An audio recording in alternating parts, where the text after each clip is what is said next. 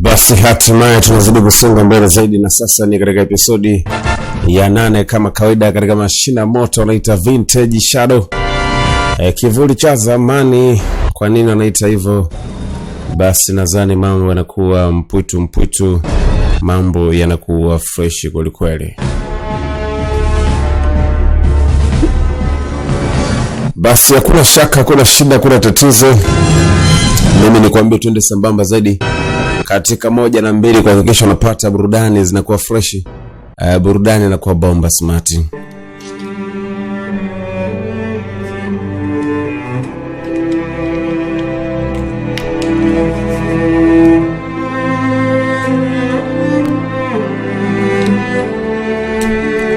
Maisha yanakuwa matamu zaidi ukiwa na mimi hapa Wolf DJ tena. Basi mimi nakwambia tunaunganisha episodi ya 8 hii hapa.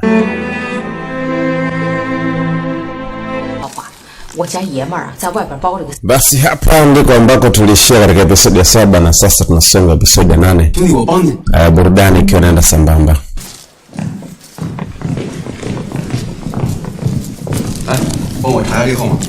Anasema naomba uweze kuangalia hii kesi kwa ajili tujue inakuaje.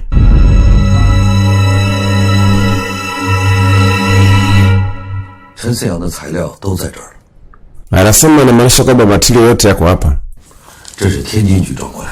na itaweza kupelekwa kule Tianjin katika sheria ya Tianjin mara moja, yaani ofisi za Tianjin. Anasema vipi, kuna jambo lingine lolote lile? Anasema mimi nachoona hapa kuna kitu ambacho inabidi tuweze kukisolve, tuone inakuaje. Kazi yetu kubwa ni kuweza kufanya kazi, mengine haya tuweze kuyaacha tu. Basi ni mtaani, mama alikuwa akiweza kupelekwa huko ambako anaenda, lakini bila kujua nyuma kuna watu wanafuata na baskeli za Phoenix.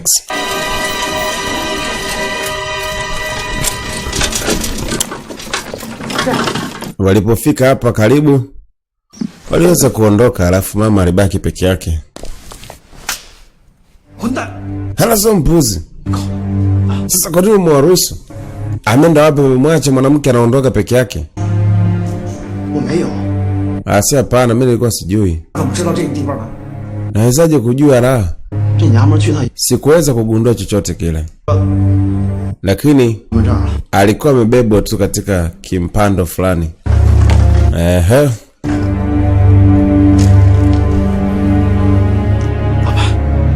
Asema mheshimiwa, atakuwa lazima amekuja. Alaso usiogope, una haja kupaniki. Tumia akili, sio hisia. Basi hakikisha kwamba kuna mtu yote kuweza kufanya jambo lolote wala kuweza kushoti chochote.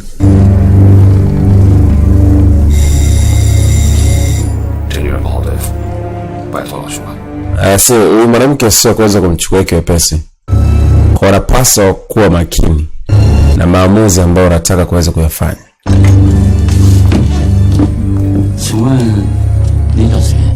Ni nani unamtafuta? Nipo hapo kwa ajili ya kuulizia hii namba ya simu.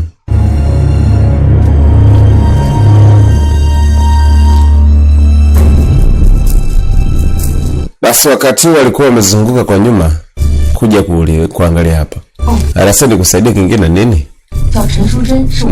Na mtafuta mtu mmoja, binamu yangu anaitwa Shen Menzun. Kwani unamjua mtu huyo? Mimi simjui. Anasema inawezekanaje wakati alinipa mwenye namba na namba inaelekeza kwenye nyumba? Kwa hiyo umesemaje kwamba unakumbuka chochote ambacho alichokwambia? Mimi hapa ni kama daktari tu. Kwa hiyo sifahamu sana mambo mengine. Lakini kuna kitu ambacho napaswa kuweza kukusaidia, labda kukushauri. Tuone kama inakuaje.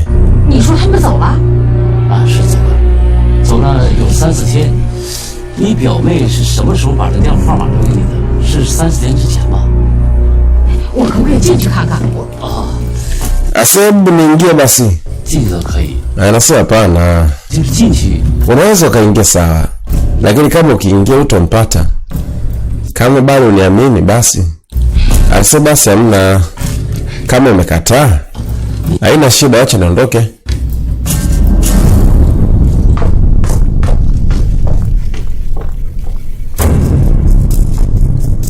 Basi mama aliondoka, lakini akawa anajiuliza maswali mengi sana.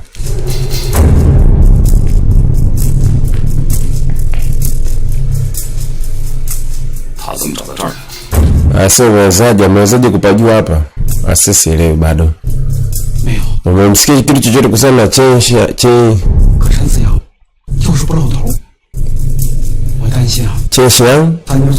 Anasema kweli kabisa hapana. Bado hatujaweza kumpata. Lakini kuna muda nahisi labda wanakutafuta wewe. Anasema ni kweli. Inamaanisha kwamba labda Chen Xiang kuna jambo ambalo anataka kuweza kuliplani nini? Anasema usiongee maneno haya bana. Hakuna kitu chochote kibaya ambacho kinaweza kutokea. Anasema usi. Alinong'oneza sikio namna hii. Wahenga wanakuambia limng'ata sikio.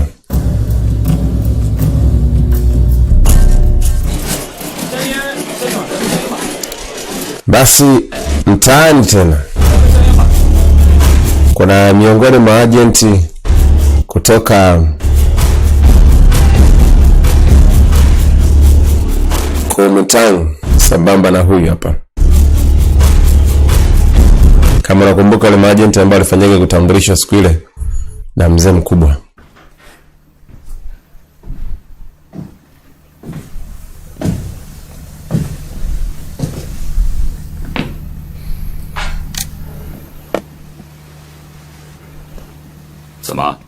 Sasa vipi? Unataka kutoka? Anasema ndio. Na nimeshachoka kukaa nyumbani, kwa nataka niende ku hang out kidogo. Asa shida nini? Hivi unataka kuuza hii sehemu au? Unataka kuweza kuuza? Huu ni muda gani sasa mpaka unapata nafasi ya kuweza kutembea? Asa kwa nini unanifokea? Basi nimelipia nyumba au unatakaje yani? Hasa ndio hivyo. Wewe ukiuza nyumba tutajulikana. Haijalishi vipi ile nyumba, namba ambayo umeacha kule, uone kama tutaweza kupatikana kirahisi. Ase utakuja uniletea matatizo siku za usoni. Basi mtaani huyu jamaa yuko hapa.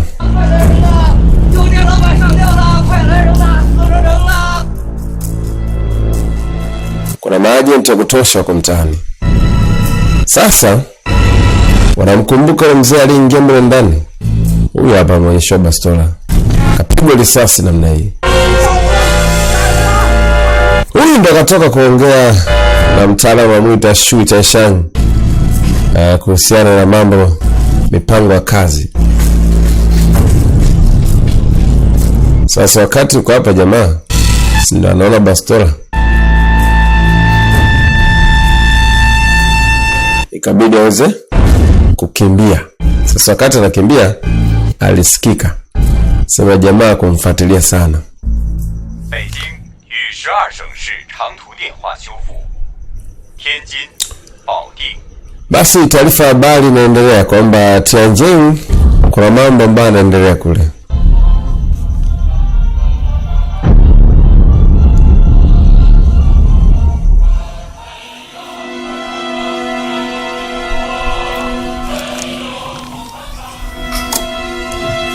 Mwamba kabila waweze kuzima redio kabisa.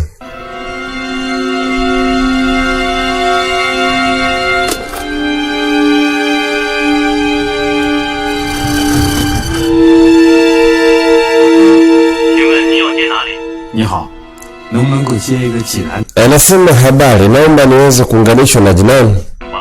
Asa hapana, hatuwezi kuunganisha simu kwa sasa. Okay sawa, samahani kwa kuweza kuwasumbua.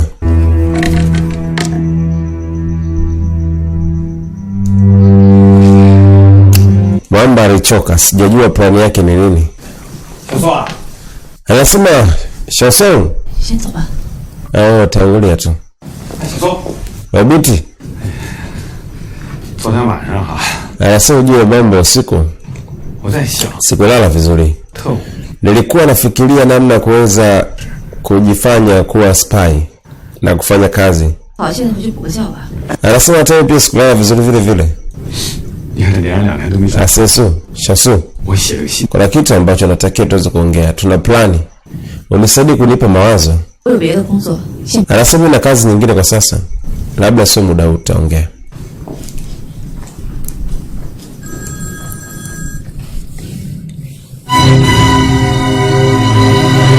Basi kuna simu mzee alikuwa anashuhudia bosi akiongea. Labda. Anasema kuna shida, nitakuwa hapo. Anasema kuna kijana anaonekana kwamba ndo alikuwa na bunduki. Alikaa pale katika ile kona. Inamaanisha kulikuwa na shida yote? Asa hakuna. Jambo limetokea kwa haraka sana. Kuna mtu tu mmoja aliweza kuona kwamba akikimbia kupita njia hii. Hebu endelea kufuatilia. Washauri nifuate. Basi unapaswa kuweza kuchunguza. Kesi sio kesi ndogo, kwa sababu alikufa ni miongoni mwa watu ambao walikuwa wakiwategemea katika harakati za kupata taarifa mbalimbali. Anasema kwa kweli mimi sijajua chochote kwa sababu kuna mambo ambayo aliweza kuniuliza. Na mwisho wa siku akasema kwamba anatoka. Na pindi ambapo alipotoka sijamwona tena kwa sababu lakini kulikuwa kuna kamba yote. Hakukuwa na kamba yote ile. Na wala sikuiona kamba kabla. Lakini nashangaa tu mambo kama haya yameweza kutokea. Na wala sijawahi kuona hichi kitu kabla. Nashangaa kweli kwa nini mtu kama aweze kujinyonga namna hii. Kwa hiyo bosi wako alijinyonga yeye mwenyewe. Nashinda kusema lakini ilikuwa muda saa 9 hivi. Asesha wewe. Unapaswa kuweza kumpigia Nzi kuweza kufuatilia hili jambo kwa undani zaidi. Kwa hiyo inabidi uwe makini juu hili. Ase kapteni, shida nini? Ni jambo kwa sasa ni very serious. Professor Chai kaweza kuwawa. Basi kama ndio hivyo Chai alikuwa ni sahihi. Kwamba katika ile duka la madawa na hapo pia kuna muuzaji duka kajinyonga. Inamaanisha maadui wanaendelea kuwa na speed kulikweli. Na hata haijulikaniki sehemu ambako kuna watu wameweza kuficha. Toka huyu jamaa Chen Xiang aje hapa mjini, mambo mengi sana yameweza kutokea. Inamaanisha kwa ajili ya Chen Xiang? Hapana. Chen Xiang sio sababu.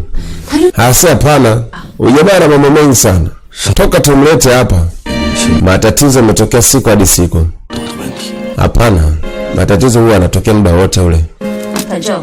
Asema hata sielewi kuhusiana na wewe. Lakini mimi binafsi simwamini.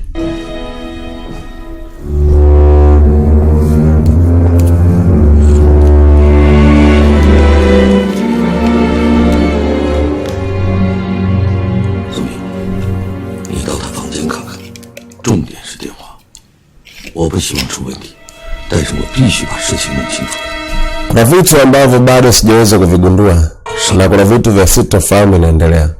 Na kwa sasa sihitaji kuweza kumuumiza Chen Xiang. Sasa namzungumzia huyu mwamba, hawana imani naye kwa kifupi. Sasa Chen Xiang mwenyewe hajakaa kizembe. Baada ya kumwona mtu anatoka ndio anajifanya anafanya mazoezi. Basi hii hapa ilikuwa episodi ya 8.